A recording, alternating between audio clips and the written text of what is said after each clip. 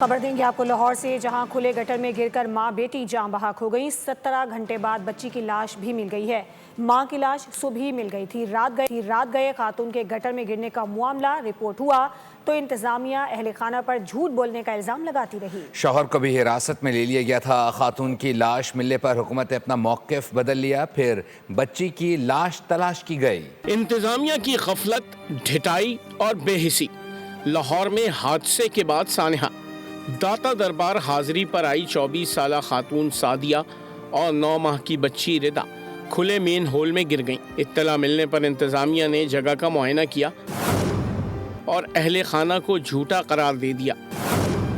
کہا گیا کہ یہاں کوئی حادثہ ہوا ہی نہیں، تکنیکی اعتبار سے کوئی حادثہ ہو ہی نہیں سکتا۔ بات یہیں ختم نہیں ہوئی، پولیس نے بھی خاتون کے شوہر اور 2 سسرالی رشتہ داروں کو حراست میں لے لیا۔ سسرالیوں پر خاتون کے قتل کا الزام لگایا گیا۔ کئی گھنٹے گزرنے کے بعد پولیس نے بتایا کہ خاتون کی لاش آؤٹ فال روڈ سے مل گئی ہے، جس کے بعد انتظامیہ اور پولیس نے اپنا موقف بدل لیا۔ پولیس نے یو ٹرن لیتے ہوئے کہا کہ خاتون کے خاندان کی درخواست پر ذمہ داروں کے خلاف کارروائی کی جائے گی۔ حکومت نے ذمہ داروں کے تعین کے لیے ہائی لیول کمیٹی تشکیل دے رکھی ہے۔ کمیٹی اپنی رپورٹ 24 گھنٹے میں وزیر اعلیٰ پنجاب مریم نواز کو پیش کرے گی۔ سبسکرائب کریں اور بیل دبائیں تاکہ کوئی خبر رہ نہ جائے۔